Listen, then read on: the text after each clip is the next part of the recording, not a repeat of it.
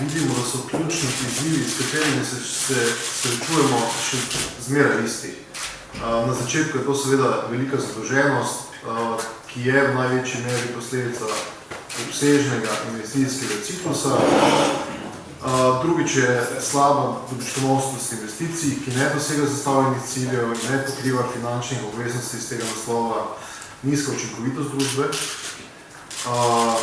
padec produktivnosti na kvadratni meter, ki se vleče že od 2007 dalje, slaba cenovna percepcija in pa seveda najpomembnejši dejavnik zaostrene gospodarske razmere. In ko smo pri teh zaostrenih gospodarskih razmerah, vidimo, da se stanje in napovedi v bistvu ne izboljšujejo. V bistvu se kar do neke mere ti negativni trendi, kar se tiče gospodarskih napovedi, še zmeraj poslabšujejo. Vidimo, da se Slovenija še zmeraj sooča z globoko recesijo, tudi napovedi so, da se iz te recesije ne bomo izvlekli še vsaj 2 leti in to seveda negativno vpliva na samo optimizem potrošnikov, na samo potrošnjo. Vidimo tudi, da se povsod po regiji še zmeraj srečujemo z rastjo brezposelnosti, še zmeraj narašča brezposelnost praktično v vseh naših glavnih trgih, vključno s Slovenijo. In seveda, kot ti podatki zagotovo precej negativno vplivajo na praktično vsakega potrošnika. In potrošniki se na te razmere odzivajo z nezaupanjem, to tudi kažejo vse raziskave, ko vidimo ta kazalec zaupanja potrošnikov, vidimo, da je ta nivo praktično skoraj tako nizek ali pa tako nizek, kot je bil na začetku gospodarske krize leta 2009 in da se od druge polovice leta 2012 se je to nezaupanje povečalo in da je dejansko bistveno niže, kot je bilo med leti 2010, 2011 in 2012. Seveda, potrošnik se vse te negativne izzive, negativne informacije odziva racionalno na način, da dejansko išče najboljše nakupe in da dejansko je vedno manj lojalen. Vidimo, da ta stopnja oportunizma med potrošniki še zmeraj narašča. Še zmeraj narašča delež tistih, ki obiščajo praktično vse slovenske trgovine in Slovenci v povprečju obiščemo 4 do 5 različnih trgovcev v enem mesecu, kar pomeni, da dejansko vsak potrošnik gre v vsakem trgovcu. In ta trend še zmeraj narašča. Spreminjajo se tudi nakupne navade potrošnikov, ki se gibajo v smeri zmanjšanja stroškov, se pravi njihove potrošnje. Vidimo, da manj trošijo za nova oblačila, omili so stroške za razvedrilo, prešli so na cenejše blagovne znamke, kasneje boste videli, da dejansko ni toliko, da bi se spreminjala količina potrošnje, spreminja se pa zagotovo struktura potrošnje. Potrošniki kupujejo več trgovskih znamk, kupujejo cenejše izdelke in boste videli, da struktura trgovske znamke izrazito hitro narašča. In vsi ti trije dejavniki praktično so značilni za vsaj polovico vprašanih. In 62% vprašanih v Evropski uniji je spremenilo nakupe z namenom zmanjšanja stroškov. To je podatek, ki je zelo zanimiv. Skoraj 2/3 potrošnikov v Evropi so se odzvali zelo racionalno na krizo. Tudi podatki, ki kažejo o prihodkih slovenske trgovine, ki jih je, mislim, da tudi nedavno objavila Banka Slovenije, govorijo o tem, da prihodki slovenske trgovine za nasplošno seveda padajo. In ko pogledamo to trgovino živili, pijačami in tobačnimi izdelki, vidimo, da to padanje realnih prihodkov se še zmeraj nadaljuje. Skratka, začelo se tam nekje konc 2010, začetku 2011 in padanje realnih prihodkov v slovenski trgovini se še zmeraj nadaljuje.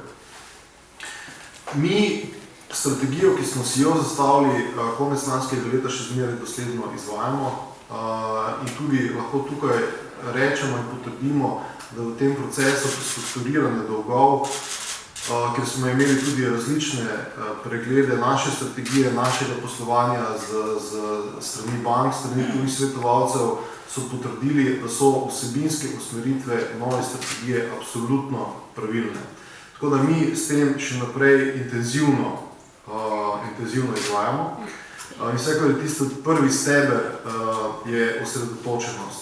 Išli smo iz Albanije, Bolgarije, prestrukturiramo se na Hrvaškem z zapiranjem trgovin, zapiramo neprofitabilne trgovine tudi na neosnovni dejavnosti, kot so Modijana in pa Mercator Tehnika, kjer smo skupaj zaprli že več kot 30 trgovin. Prenovili smo sistem zvestobe in lahko rečem, da ti odzivi pri spremembi naše kartice, lojalnostne kartice Pika, so dobri. Narastel nam je tako delež potrošnikov, kot tudi delež uporabe in pa to so vsekakor tiste aktivnosti, ki pomembno prispevajo k cenovni percepciji.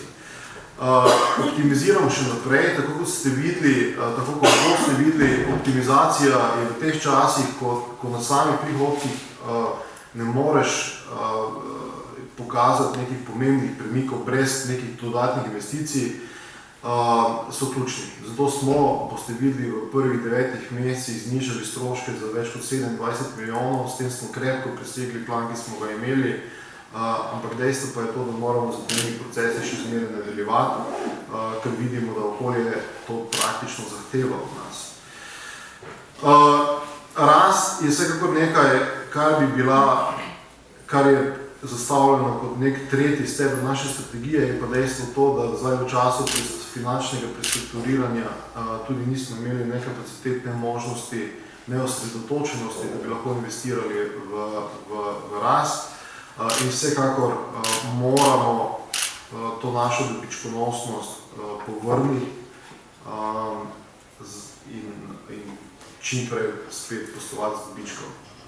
Če pogledamo bilanco, izkaz uspeha, vidimo, da je Mercator v prvih 9 mesecih letošnjega leta ustvaril 2 milijardi 63 milijonov prihodkov, kar je 3,6% manj kot v enakem obdobju lani. Vidimo, da na netu dobičku je boljši kot lani, da se je izguba zmanjšala za približno 5 milijonov. Na točki bruto denarnega toka pred namenjenimi EBITDA-ju je to znašalo 126 milijonov oziroma 9% manj kot lani. Vidimo, da se ta trend zmanjševanja naložb še zmeraj nadaljuje. Mi smo letos investirali skoraj 16 milijonov, kar je premalo, vendar je jasno, da je tu zaradi našega finančnega prestrukturiranja je to praktično zelo oteženo. Število zaposlenih se je zmanjšalo za 1000 in s tem smo dejansko zastavili tudi cilj, ki smo ga imeli do konca leta. Kar je pomembno. Pomembno je to, da če pogledamo kvartalne izgube, vidimo, da se po kvartali v letošnjem letu izguba zmanjšuje. Če v prvem kvartalu neto izguba bila 8,6 milijona, v drugem kvartalu je bila 6,5 milijona, je zdaj v tretjem kvartalu še samo 2,4 milijona. Tako da ta pozitiven trend zmanjševanja neto poslovnega izida se seveda se kaže. Kljub temu, da so razmere zagotovo zelo zaostrene. Nižji poslovni izid je seveda odvisen tudi od samega prometa. In tukaj vidimo, da smo imeli nekatera področja delovanja, kjer so ti padci prihodkov veliki. Skupina Modijana pa skupina Tehnika, tam je padec prihodkov bil velik, praktično 10 ali več odstotkov, kar je tudi ena od značilnosti krize,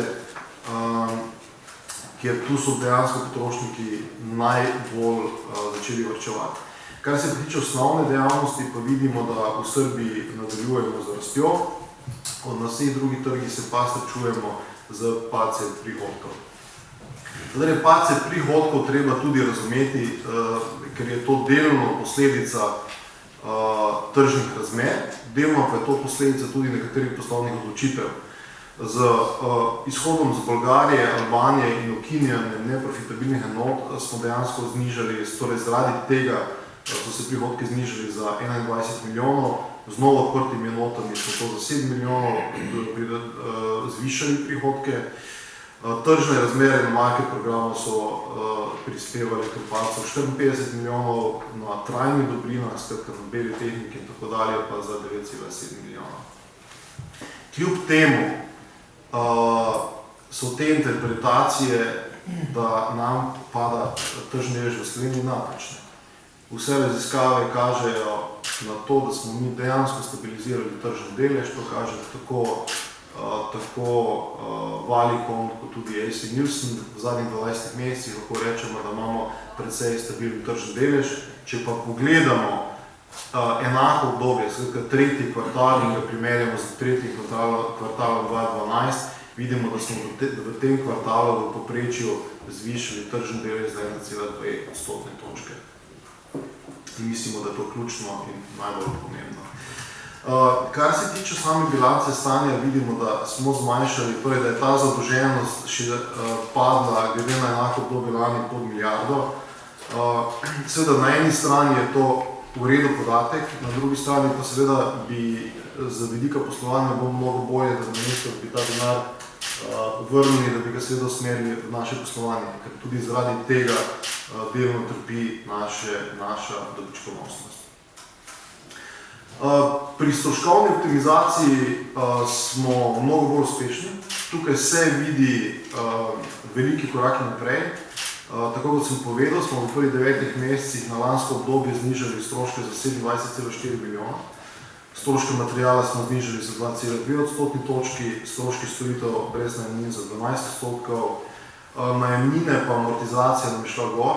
Tako kot sem že zadnjič povedal, je to zaradi novo odprtih trgovin glede na lansko leto in torej prevrednoten, ki so bile lansko leto. Stroški dela so padli za cirka 4 odstotne točke, drugi stroški pa približno za odstotek.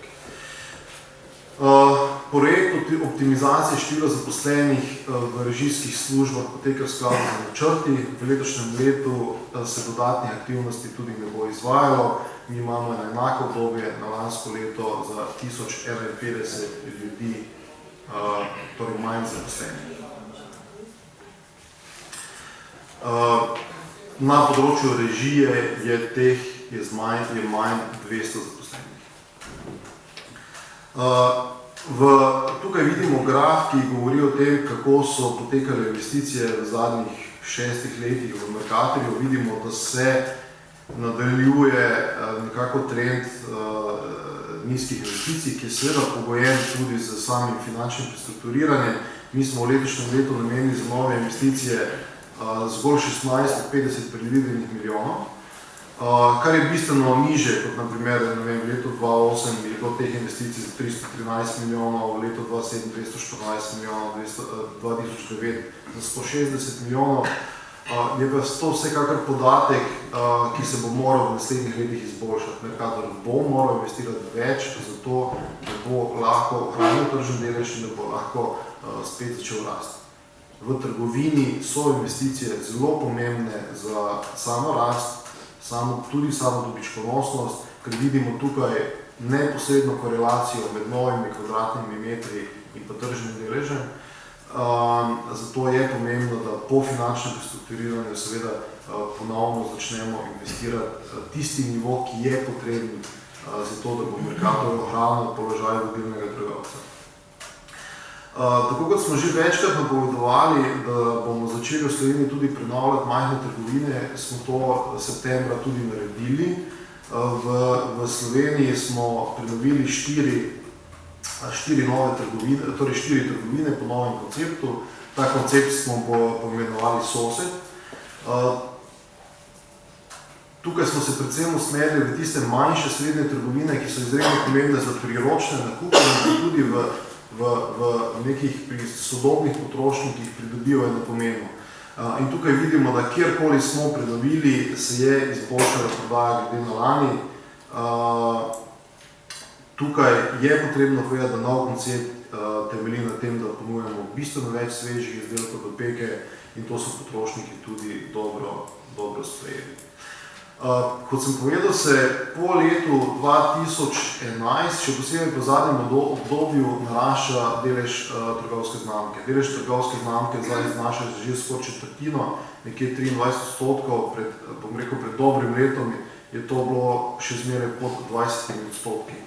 In tukaj se dejansko vidi, da kot prvo potrošniki zaupajo trgovskim znamkam, kot drugice pa tudi vidi to, da potrošniki spreminjajo svoje nakupne navade in vedno več kupujejo tistih izdelkov, ki jim ponujajo najboljšo vrednost za denar.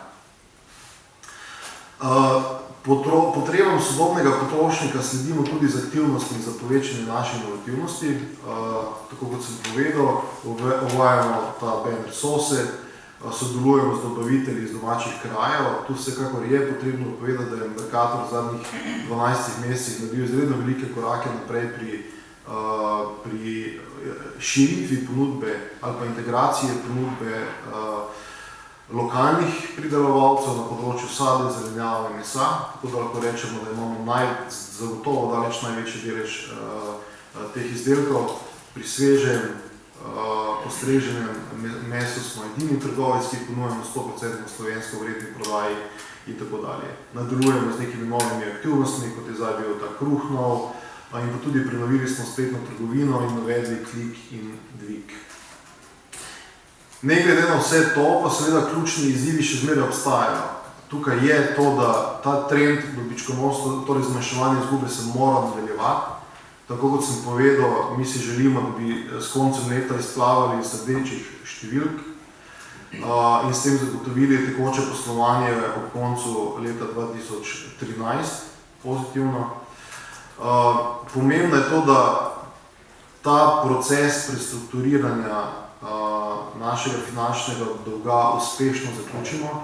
To je zelo pomemben korak, ki je bil sicer narejen prejšnji teden oziroma po 14 dnevi, ko smo dosegli načelni dogovor. Vsekakor je pa ta načelni dogovor zdaj treba do konca leta oziroma naslednjih 2 mesecih spraviti tudi v življenje in pa do podpisa. S tem se bo tudi zelo pomembno normaliziralo naše poslovanje in pa zmanjšali riziki vseh naših deležnikov, tako lastnikov, potrošnikov, dobaviteljev, zaposlenih. Še naprej se bomo morali prilagajati zaostrenim tržnim razmeram in navad potrošnikov in pa seveda do konca leta moramo pripraviti tudi nov poslovni načrt za leto 2014.